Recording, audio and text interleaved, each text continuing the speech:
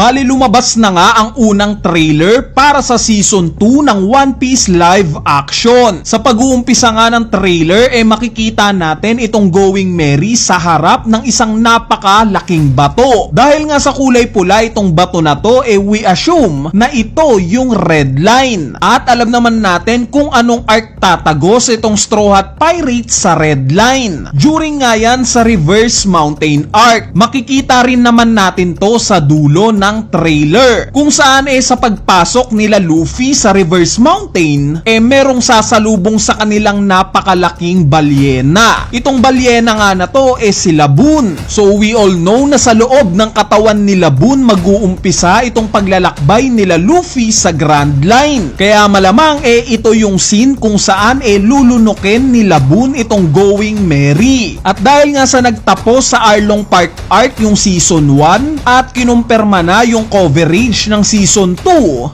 paniguradong saklaw nga ng Season 2 itong Reverse Mountain arc na susundan ng Whiskey Peak arc, Little Garden arc at finally itong Drum Island arc. Sa sumunod na scene naman ipinakita nga itong isang mataong lugar. At since nakita naman natin na merong part dito na may pangalang Opera House, malalaman natin kaagad na yung lugar na to yung Log Town. Yes guys, ito nga yung unang arc na i-cover netong Season 2. Masasabi naman natin na itong Log Town ang isa sa pinaka-iconic na lugar sa kwento netong One Piece. Dahil may epithet nga itong lugar na to na the town of the beginning and the end. So bakit ganito yung pangalan ng lugar na to? Dahil dito nga mismo ipinanganak ang dating Pirate King na si Goldie Roger. At dito nga rin sa lugar na to siya mismo in-execute at namatay. Meaning may sneak peek na tayo ng lugar na to during Season 1 pa lang.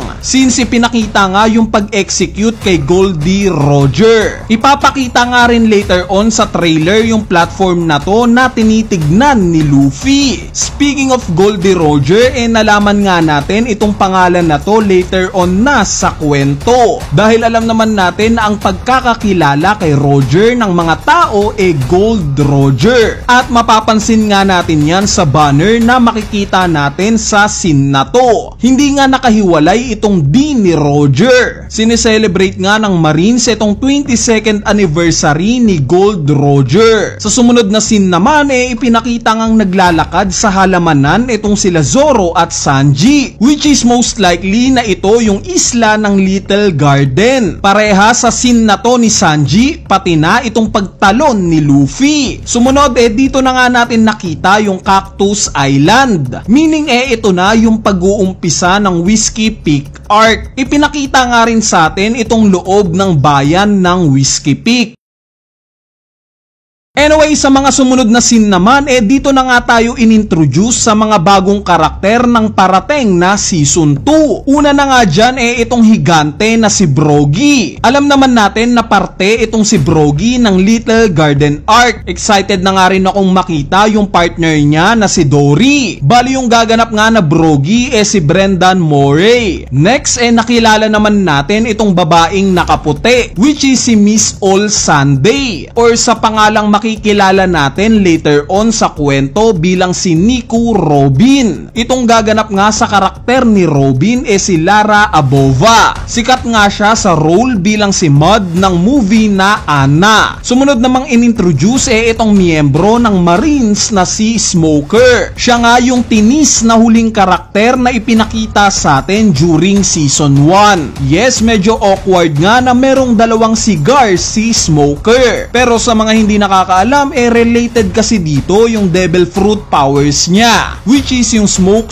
Fruit. Isa nga itong Lugia type na Devil Fruit kung saan nagagawang usok ni Smoker itong buong katawan niya. Ang gaganap nga sa role ni Smoker itong si Callum Kerr. Sumunod namang inintroduce itong medyo controversial sa mata ng mga fans na si Miss Wednesday, or sa later on na makikilala natin as si Princess Vivi. Nasabi ko nga medyo medyo controversial dahil napakarami nga ang nagtataka kung bakit daw dark-skinned itong kinast na karakter bilang si Vivi. So para sa akin nga sakto lang naman ito. Since yung logic nga dito alam naman nating prinsesa itong si Vivi ng Alabasta. At ano ba ang concept ng lugar netong Alabasta? Diba maraming disyerto dito? In fact during SBS Volume 17 nga ni-reveal ni Oda na inspired daw itong Alabasta sa bansang Egypt. Kaya naman kung white-skinned nga ang ikakast as Vivi, parang magiging kulang naman ata sa melanin yung karakter para sa isang disyertong lugar na prinsesa. Diba? Plus ang karakter nga nagaganap bilang Vivi si Charitra Charandran. Yung ethnicity nga niya isang Indian. So swak nga siya as Vivi dahil may pagka Middle Eastern nga itong appearance niya. Bali para sa akin nga napaka-crucial ng karakter ni Vivi all throughout sa Season 2 at sa paparating na Season 3. Dahil alam naman natin yung plot ng karakter niya during sa buong Alabasta saga. Sa mga nakalimutan na una nga nating makikilala itong si Vivi during Reverse Mountain Arc pa lang. Hindi ko na nga i-spoil pa kung ano yung rason kung bakit siya nandito.